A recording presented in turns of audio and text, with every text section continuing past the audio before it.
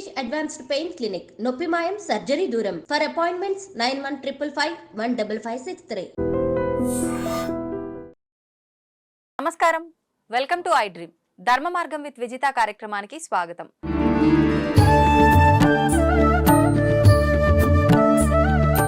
ప్రస్తుతం మనతో పాటు ఉన్నారు ప్రముఖ జ్యోతిష్య వాస్తు పండితులు బ్రహ్మశ్రీ అన్నవరపు తిరుపతి మూర్తి అవధాని గారు. ఇప్పుడు వారితో మాట్లాడి మరిన్ని విషయాలు తెలుసుకుందాం. మనకున్న సందేహాలన్నింటినీ కూడా నివృత్తి చేసుకునే ప్రయత్నం చేద్దాం.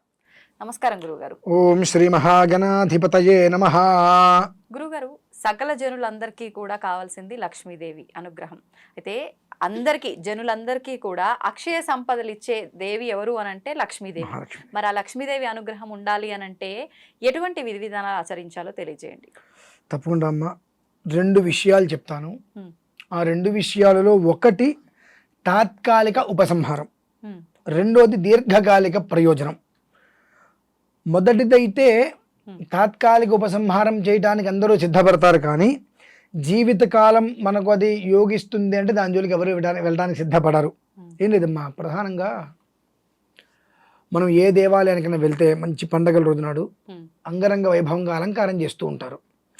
అసలు అక్కడ భక్తి ఎలా ఉన్నా ఆహ్లాదకరంగా మాత్రం మంచి కనిపిస్తూ ఉంటుంది. అలానే ప్రతి మనిషికి కావాల్సింది సొంత గూడు. ఆ ఇంటిని మనం ఎంతగా అయితే కాపాడుకుంటూ వస్తామో అది మనల్ని అంతగా కాపాడుతూ ఉంటుంది.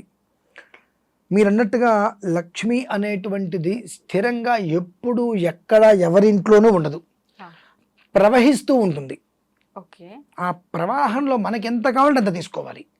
సాధ్యపడదా అలా స్థిరంగా ఉంచుకోవడం? అసలు ఆవిడ ఉండదండి, ఆవిడ ప్రవహిస్తూ ఉంటుంది. స్థిరంగా ఉందనుకోండి ఇంతే ఉంటుంది, ఇంక ఉండదు. ప్రవహిస్తూ ఉంటే ప్రవాహం మనకి ఎంత కావాలంత వలేసి మనం దగ్గర దాచుకోవాలి. నువ్వెంత తీసుకున్నానో ఎంత దాచుకోగలిగావు అనేటువంటిది నీ సామర్థ్యాన్ని అనుసరించి ఉంటుంది. ఆ అమ్మవారు అలా మనకు ప్రవాహంలాగా నడుస్తూ ఉండాలంటే మనం చేయవలసింది ప్రధానంగా విడిచిన వస్త్రం మళ్ళీ మనం కట్టకూడదు. అంటే మనం మామూలుగా ఉదయం పూట ఏమైనా బట్టలు కట్టుకుంటే మధ్యాహ్నం విడిచేసి మళ్ళీ రాత్రి కడుతూ ఉంటాం. ఒక్కసారి ఒంటి మించి విడిచి పక్కన పెట్టామంటే ఆ బట్టలు మళ్ళీ మనం కట్టకూడదు. అలా కట్టినటువంటి చోట లక్ష్మీ అమ్మవారి ఉండదు. ఫస్ట్. రెండు, ఇంటి ముందు ముగ్గు లేకుండా ఉండకూడదు. 3, అపరిశుభ్రంగా ఇల్లు ఊడ్చకుండా ఇల్లు ఉండకూడదు. 4, దీపారాధన లేకుండా ఇల్లు ఉండకూడదు. 5, ఉతికి ఆరేసినటువంటి బట్టలు మనం ఎక్కడ పడితే అక్కడ పడేస్తాం మడత పెట్టకుండా.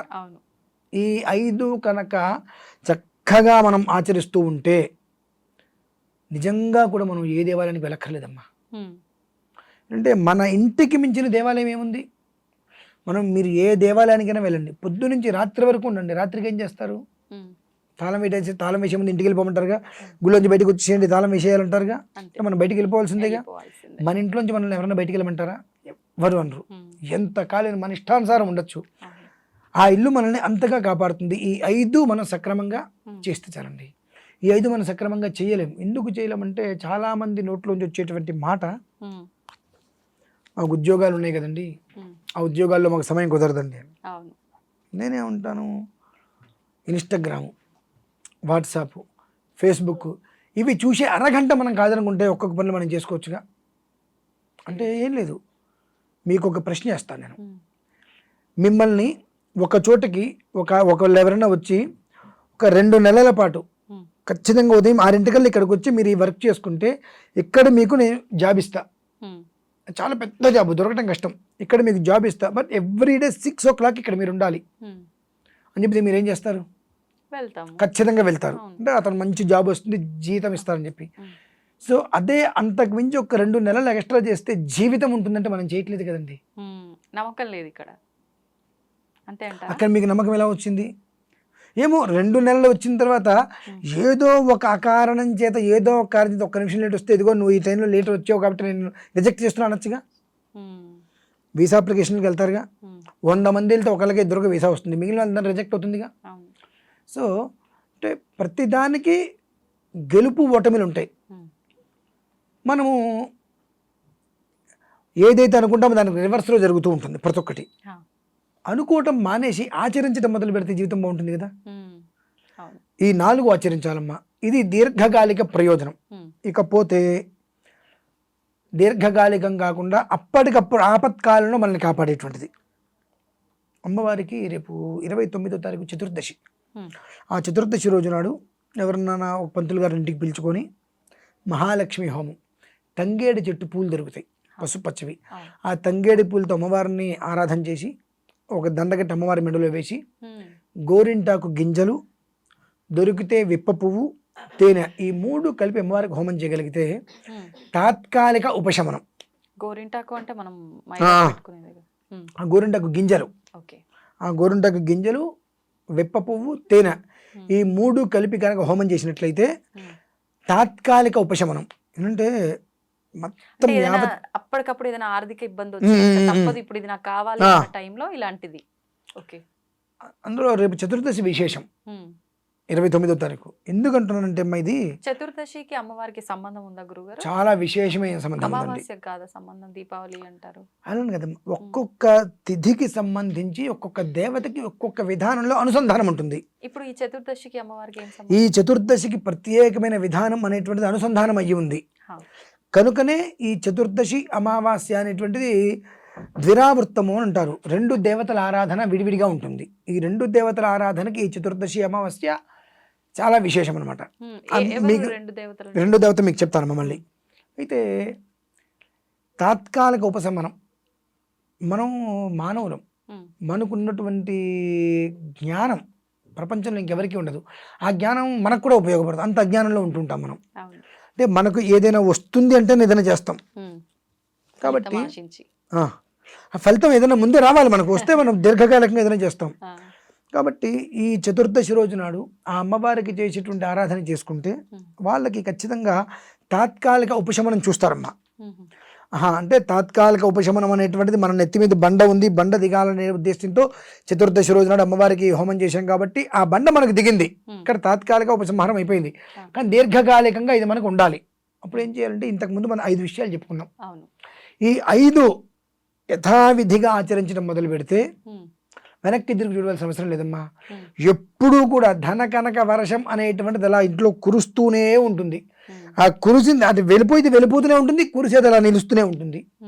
కాబట్టి ప్రతి ఒక్కరూ కూడా ఆ ఒక్క చతుర్దశి రోజు నాడు మాత్రం మహాలక్ష్మి అమ్మవారికి అక్షయ సంపదలు ఎన్నో అవని జన్యులకు అందించేటువంటిది ఎవరి అంటే మహాలక్ష్మి. ఆ అమ్మవారిని రేపు చతుర్దశి రోజు నాడు చక్కగా కొలుచుకున్నట్లయితే తాత్కాలిక ఉపసంహారం జరుగుతుంది. తర్వాత చక్కగా నిత్యం ఇంట్లో వాకిట్లో ముగ్గు వేసే దగ్గర నుంచి మలినమైన వస్త్రాలు అంటే విరిచిన బట్టలు కట్టుకోకుండా, ఉతికిన బట్టలు మడతపెట్టి పక్కన పడేయకుండా, ఇల్లు శుభ్రంగా పరిశుభ్రంగా ఉంచుకుంటూ, దీపారాధన ఇంట్లో ఈ 5 జాగ్రత్తగా కనుక చేసుకుంటూ వస్తే గృహమే కదా స్వర్గసీమ. అంతకుమించి ఇంకేం కావాలమ్మా. అది ఒక్కటి అప్పుడు వాళ్ళకి ఆచరించడానికి కోరిక పడుతుంది. అంటే అమ్మవారికి చతుర్దశి నేను హోమం చేశాను, నాకు తాత్కాలికంగా ఉన్న కష్టాన్ని ఆవిడ బయటపడేసింది. దీర్ఘకాలికంగా నేను బయటికి రావాలి అంటే అమ్మవారు ఏం చెప్పారు, ఈ ఒక్క విధానాన్నేగా అనుసరించమని గురుగారు చెప్పింది.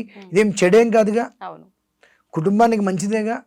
ఇది అనుసరించడం మొదలు పెడదాం. అది ఒక 20 రోజులు, 30 రోజులు, 40 రోజులు నిత్య జీవితంగా అలవాటు చేసుకోగలిగితే బహుశా హాస్పిటల్కి కానీ దేవాలయాలు కానీ వెళ్ళక్కర్లేదమ్మా. ఎప్పుడూ ఆనందంతో ఉంటారు వాళ్ళు. ఇప్పుడు ఒకవేళ చాలా మందికి అప్పులు ఎక్కువగా అయ్యి కొట్టుమిట్టాడుతుంటారు, ఇంకా అసలు ముందుగా వెనక్క అనేటట్టుగా ఉంటారు అప్పుల బాధలో. అలాంటి వాళ్ళు ఈ హోమం ఆ రోజు చేస్తే శుభ్రంగా చేసుకోవచ్చమ్మా, ఎలాంటి సందేహము లేదు. ఈ ప్రతి దానికి కూడా ఒక ఉపసంహారం కావాలి. ఆ ఉపసంహారం అనేటువంటిది మాటల్లో కదమ్మా, వాళ్ళ జీవితంలో జరగగలగాలి. ఆ రోజునాడు చేసేటువంటి ప్రక్రియ ద్వారా వాళ్ళకి ఆ యోగం అనేటువంటిది రాగలగాలి. వస్తే వాళ్ళు ఈ పనులన్నీ కూడా 1 గంట లేట్ అయినా ప్రశాంతంగా చేసుకోగలుగుతారు. తద్వారా ఏమవుతుందంటే ధర్మం అనేటువంటిది నిలుస్తుందమ్మా.